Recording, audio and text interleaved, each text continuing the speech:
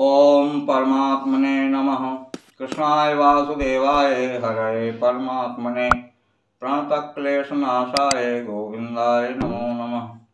प्रिय मित्रों, मैं उपेंद्र नारायण मिश्र यूट्यूब चैनल के माध्यम से आप सब लोगों का हार्दिक स्वागत करता हूं, अभिवंदन करता हूं। प्रिय मित्रों, नवरात्र में माता देवी की विशेष उपासना पूजा की जाती है, जिसमें नवरात्र पर्यंत श्री दुर्गा सप्तशती के पाठ करने का विधान बताया गया है। जो लोग ब्राह्मण के द्वारा दुर्गा सप्तशती का पाठ करवा रहे हैं तो बहुत अच्छी बात है, अवश्य कराना चाहिए। जो लोग स्वयं करना चाहते हैं तो दुर्गा सप्तशती का पाठ कैसे करना चाहिए, एक बहुत ही सरल विधि मैं आपको बता रहा हूं और बहुत ही कम समय में आप अपने साधना को पूर्ण रूपेण प्राप्त कर सकते हैं। जो लोग पूरा 13 अध्याय का पाठ नहीं कर सकते हैं तो उन लोगों के लिए यह उपाय मैं बता रहा हूं।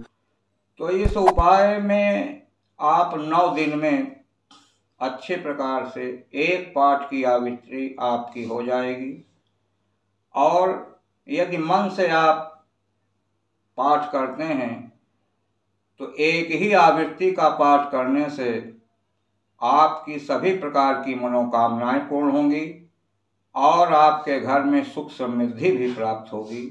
ये मेरा विश्वास है। सिर्फ आप विश्वास के साथ इसको करें, जिसमें आपका समय भी कम लगेगा और आप बड़ी आसानी से इसको आप कर सकते हैं। तो कैसे करना है, किस विधि से करना है, ये सारी विधि हम आपको बता रहे हैं। यदि आप ब्राह्मण से नहीं करा रहे हैं, स्वयं करना चाह रहे हैं, तो वो विधि मैं आपको बता रहा हूँ। सर्वप्रथम तो आप ये करिए, जिस दिन नवरात्र का प्रारंभ है आप आसन पर बैठ जाइए। आप कोई बहुत ज़्यादा पूजा पाठ नहीं जानते हैं तो केवल माता जी का चित्र आप सामने रख लीजिए। जो भी पूजन सामग्री है उस पूजन सामग्री के द्वारा माता जी की आप पूजा कर दीजिए। उसके बाद एक दीपक आप सामने जला करके आप रख लीजिए। केवल दीपक का साक्षी मान करके आप पाठ प्रारंभ करें। तो एक सूत्र आता है रुद्रयामिनी में, पाठोयम वरकारः। इस सूत्र के द्वारा दुर्गा सप्तशती के एक पाठ की आवृत्ति 9 दिन में होती है। तो इसमें 9 दिन में 7 दिन ये पाठोयम वरकारः जो सूत्र है इसका उल्लेख किया गया है। तो उसमें पहले दिन आप केवल कवच अर्गला कीलक केवल इसका आप पाठ करें। उसके बाद फिर दूसरे दिन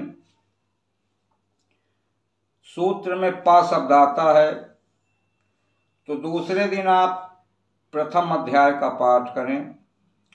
इसके बाद तीसरे दिन सूत्र में जो ठ शब्द आता है, तीसरे दिन आपको 2 अध्याय का पाठ करना है। दूसरा और तीसरे अध्याय का पाठ करना है। चौथे दिन या शब्द सूत्र में जो आया है तो चौथे दिन आप चौथे अध्याय का पाठ करें। 5वें दिन वह शब्द आता है तो 5वें दिन आपको 4 अध्याय का पाठ करना है। 4 अध्याय में 5वां अध्याय, 6वां अध्याय, 7वां और 8वां अध्याय, ये 4 अध्याय का पाठ आपको 5वें दिन करना है। इसके बाद सूत्र के अंतर्गत र शब्द आता है जो 6वें दिन का विधान बताया गया है। इस दिन केवल 2 अध्याय का पाठ करना है। 9वां अध्याय और 10वां अध्याय का पाठ करना है।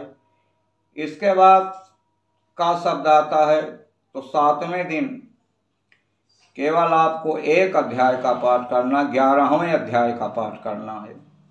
और इसके बाद फिर 8वें दिन र शब्द सूत्र क्या है, तो उसमें 8वें दिन आप 2 अध्याय का पाठ करें, 12वां अध्याय और 13वां अध्याय।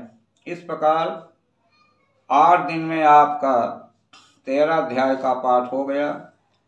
इसके बाद 9वें दिन दुर्गा सप्तशती में अंतिम में देवी जी का 3 रहस्य है, तो 9वें दिन तीनों रहस्य का आप पाठ कर लें। तो इस प्रकार से जिनके पास समय नहीं है या जो बहुत ज़्यादा पाठ करने का जिनको अभ्यास नहीं है, धीरे धीरे ही सही लेकिन आराम से सुगमता के साथ आप 9 दिन में दुर्गा सप्तशती का एक पाठ बड़ी आसानी से कर सकते हैं। और श्रद्धा और विश्वास के साथ यदि आप इसको करते हैं तो मेरा ये दृढ़ विश्वास है कि आपको सभी प्रकार की मनोकामनाएं पूर्ण होगी।